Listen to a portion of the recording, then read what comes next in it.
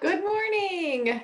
I am Ginger Yoder, and I'm the Director of Family Ministries here for this church. Now I invite you to join me in our words of welcome, unison chalice lighting, and sung affirmation. Whoever you are, wherever you've come from, whatever your beliefs, whomever you love, and however bumpy your life's journey, know that you are welcome here. Let's light our chalices together. Hello, I'm Ginger Yoder, and I am going to light our chalice this morning.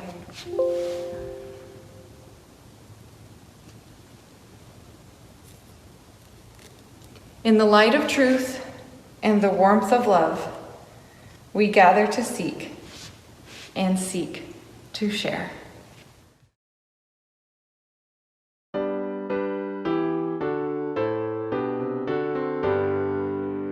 From all that dwell below the skies, let songs of hope and love arise. Let beauty, truth, and good be sung in every land by every tongue.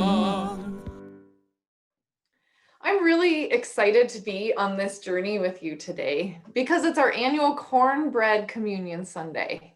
And it's one of my favorites of the year. It's kind of a uniquely UU holiday or celebration.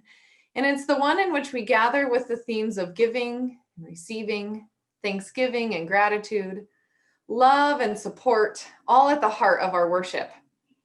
And today we hold up the concept of blessing. How can we find ways to bless each other and receive blessings? Now, the word blessing might carry some baggage for some of us. What does it actually mean when we say blessing, to receive or to give a blessing? I asked some people in my home, and it was interesting, their answers. They said maybe a religious figure standing over something, blessing a person or an object, or maybe just the good things that happen in our life are blessings. And those are ways that we can think about blessings, but it feels like a really Christian word. And I want to think about maybe expanding that definition a little. It's definitely more universal. It's more about action, about love, about our humanness. I think about the word namaste, that the light in me sees and honors the light in you.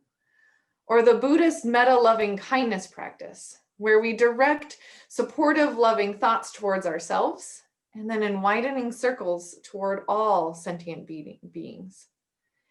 And for us UUs, I find that the Reverend Kelmer does a wonderful job of summing it up. And they said, so what then does it mean to offer a blessing or to be a blessing? To bless someone or something is to invoke its wholeness, to remind the person or thing you are blessing of its essence. It remind them of their sacredness, its beauty, and to help remind yourself of that too. Blessing does not fix anything. It's not a cure. A blessing does not fix us. It does not instill health or well-being or strength.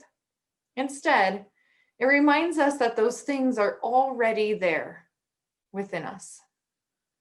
And now let's sing together.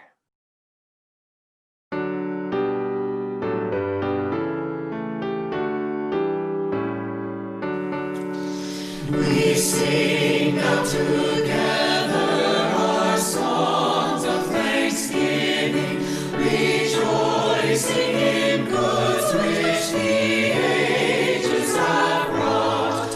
For life that enfolds us and helps and heals and holds us and leads beyond the goals which our forebears once sought. We sing of the freedoms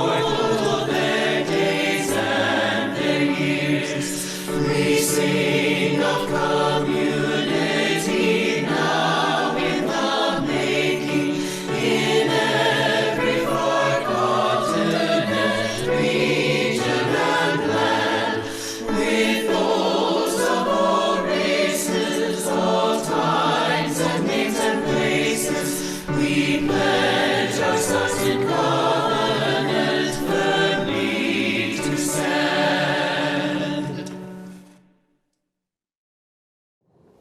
Good morning.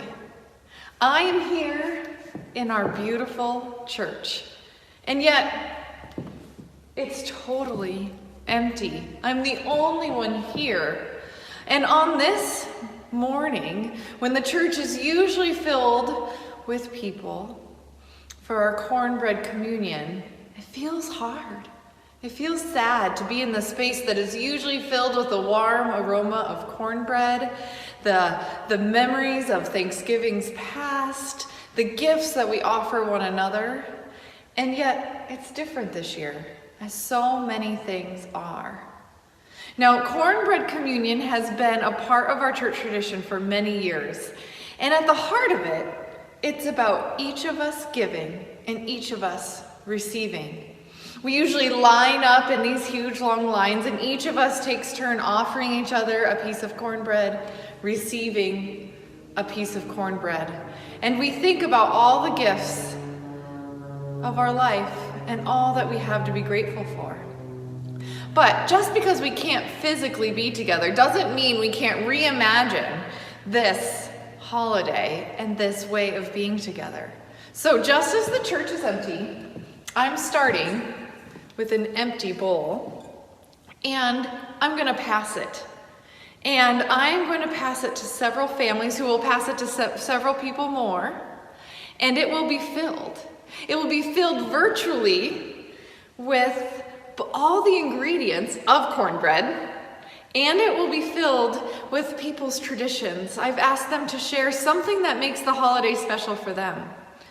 And lastly, it will be filled with a blessing. Each family is going to bless the family that comes after with something wonderful for the year or the moment to come. And this will be repeated later in our service with all of us live. So here we go. I am going to offer a blessing of community and connection, even in a hard year, even when we can't be together. I offer this blessing of love and support and filling a bowl to Julie. Thank you. I'm adding the butter. Butter makes everything better. Our tradition for Thanksgiving is before we eat, the whole family makes a circle, holding hands, and sings the doxology. I'm thankful for that loving unity. This year we may not be together physically, but we are always united in our hearts and our spirits. And for the Uri family, I offer you the blessing of singing together. We are the Uri family, and we are adding a cup of flour to the cornbread. Every year after Thanksgiving is our Giving Tree Day. Instead of spending our yearly budget on family and friends and things they already have or maybe don't need or want, instead we go buy as many coats, boots, clothes, and maybe a couple fun toys as we can. It helps us to turn the crass commercialism of the holidays into something uplifting and meaningful instead. And it reminds us how fortunate we are. So we like to offer the gifts of generosity and gratitude to the Gibbler family.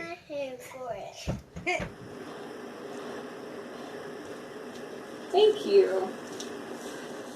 I'm adding cornmeal to the bowl. It's the special ingredient that's going to make this bread into cornbread. Just like any special ingredient, you don't want to add too much or it will be a little bit less special. If we put too much cornmeal into our bread, it will make it dry and gritty, so we're using the same amount that there was flour, 1 cup. The special ingredients in my family's Thanksgiving are foods that we don't eat the rest of the year, like sparkling cider, cranberry sauce, stuffing. The blessing that I will offer to the Salisbury family this year are the savory and sweet flavors of Thanksgiving and the warm autumn scents.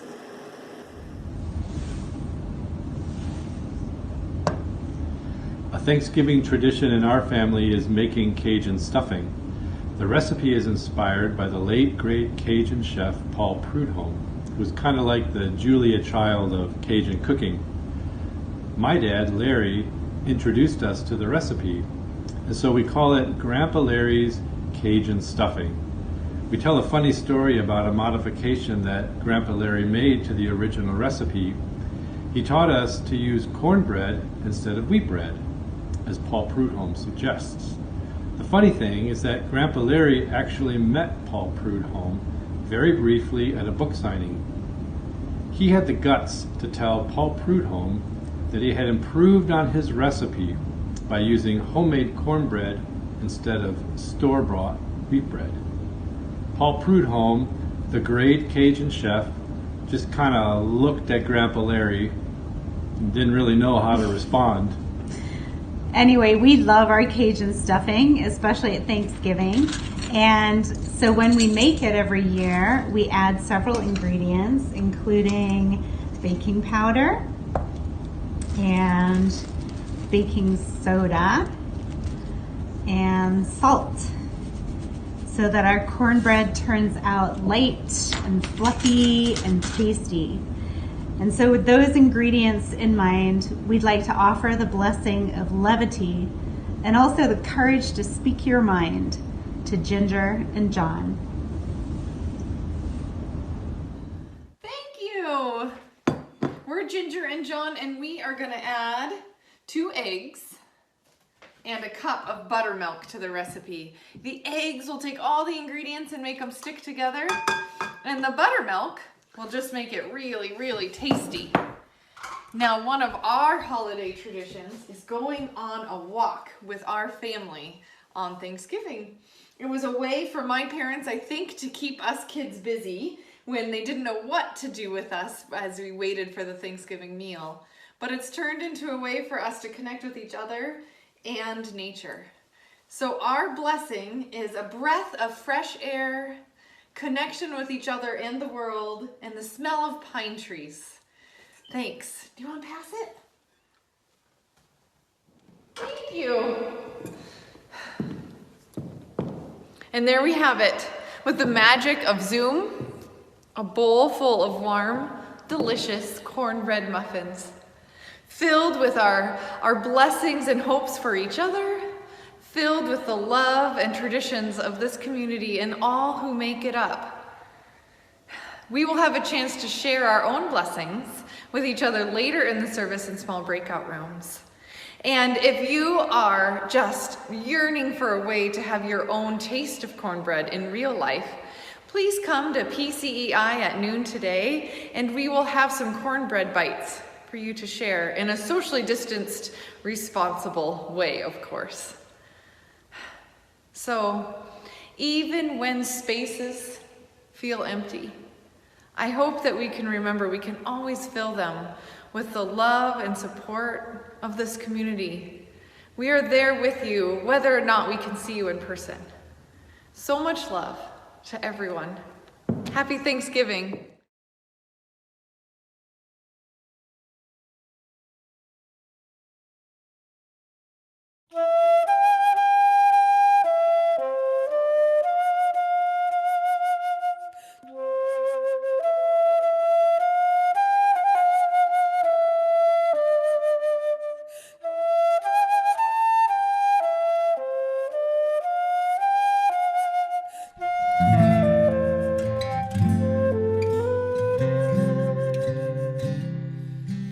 Now is the season for tilling the ground, thanking the earth for gifts profound.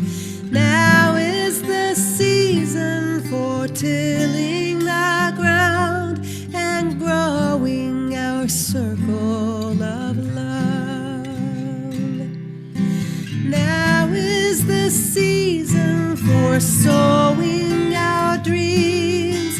Hearing the truth inspires new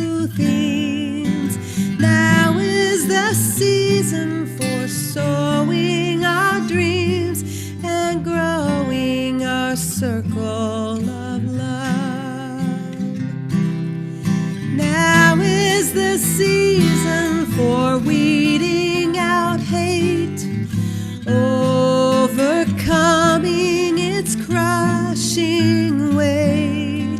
Now is the season for weeding out hate and growing our circle of love. Now is the season for harvesting change, ancient patterns to rearrange. Now is the season for harvesting change and growing our circle of love.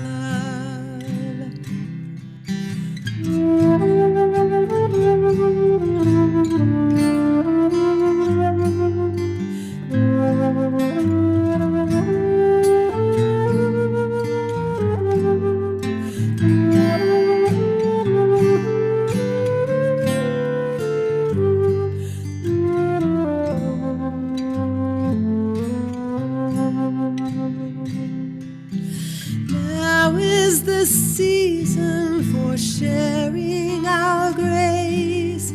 Cherish the stories in every face.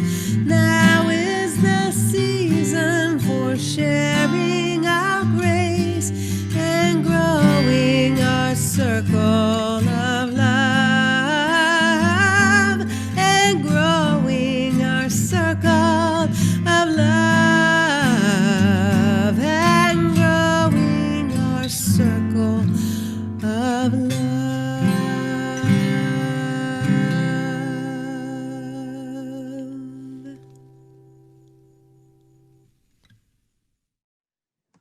That was magnificent. Oh my gosh, we're so lucky to have Paul and all his connections for bringing us such beautiful music. And now I'm going to tell a little story. And this story is different because I don't have any pictures and you have to imagine in your mind. And we recently heard this story for our dinner ministry group, which happens once a month on Wednesday nights, but it was so perfect. I just had to share it in a wider, bigger circle. So, can you imagine that there was once a great banquet hall filled with food? And it was all the very best holiday foods that you can imagine. And it was piled up on all these huge tables, and there were turkeys and hams and squashes stuffed with vegetables and nuts, and roasted carrots drizzled with creme de fraiche, and that green bean casserole that everyone makes, and I secretly think is like my favorite thing. I love it. And sage stuffing, and or maybe the cornbread stuffing that Tom and Lisa make.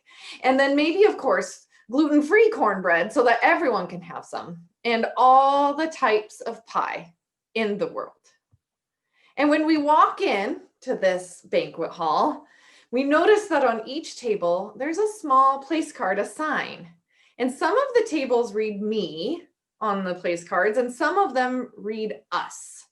So there are me tables and there are us tables. Now, at first, I am drawn to the me table. I mean, think about all that food and I don't have siblings to share with, and no one judges me when I take the third piece of pie.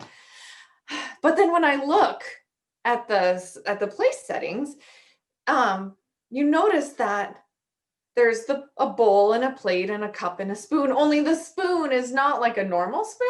It's like the longest, most gigantic spoon you can imagine. And it's so long, in fact, that if you were trying to use it to get the food in your mouth, it would never actually quite reach. And now we're creative people, of course, so we try different things, and we might drop the food from high above or make like a little catapult, which my son did this week with a spoon, and try to, like, you know, pop it into our mouths. But of course, it never quite works. And now, there's only one place setting at the me table. So what do we do? Well, we can maybe notice that at the us table, there are several place settings. And what can we do when there are many of us? That's right. We can use the super long spoons and feed each other. We can give the person next to us the very bite of pumpkin pie that they want. We can nourish them in this way. We can bless them. And importantly, we can also receive these blessings. Because if we don't receive, if we don't open our mouths and our hearts, we cannot take in the blessing we are offered. And that puts us right back at the me table. And blessings are funny this way. They have to be received as well as given. We can't just give blessings. If we don't receive them, they don't work. And receiving blessings, I find, is pretty hard, actually. I know I'm given a lot of little blessings along my day, and it's really easy to shake them off. Like if someone compliments my outfit, I might think, oh, it would be better if. Or if someone says, you did such a great job on the story today, I think, oh, it would have been really better if someone else had done it. And that leaves me back at the me table. No one can sit at the us table without reciprocity. A blessing must be received to truly work. And then also believing in our capacity to give blessings can be challenging.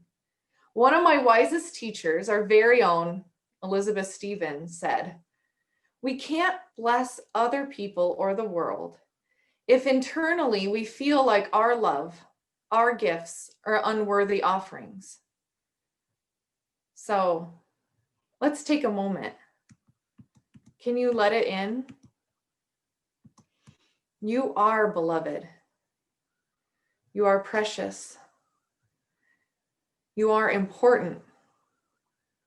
Your life, your choices, your actions matter. You are a blessed, a holy and sacred being. You are capable of blessing the world. You are empowered to speak the truth, to name what matters, to stand up for what's right. How does that feel? Is it hard? Can you open your heart and really let that in? I hope so, because it's come time to let yourself move into the world as the whole, perfect, truly unique, imperfect person that you are, both blessed and capable of blessings. These words are adapted from the Pali Canon.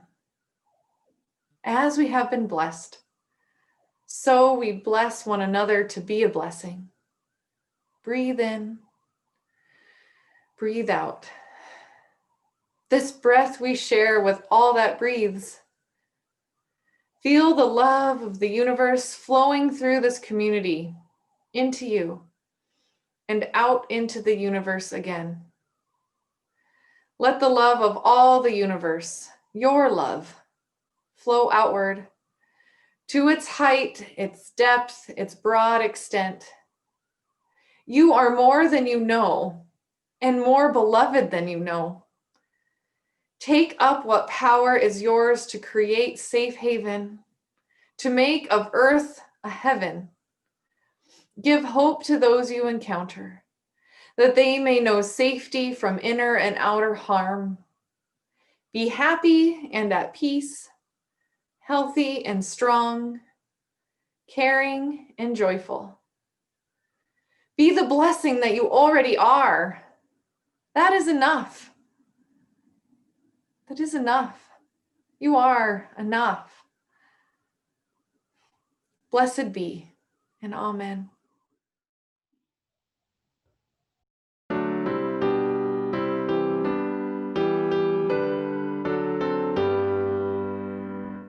Give thanks for the corn and the wheat that are reaped, for labor well done and for bonds that are heaped, for the sun and the dew and the sweet honeycomb, for the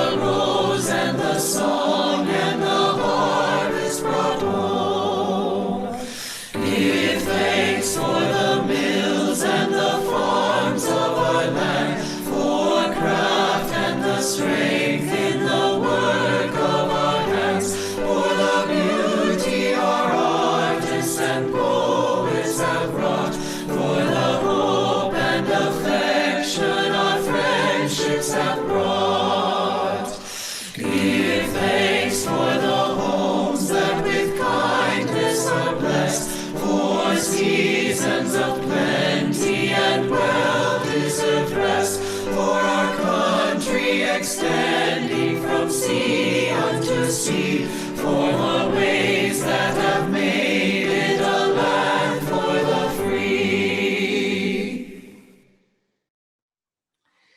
May you be filled with the blessings of this covenanted community.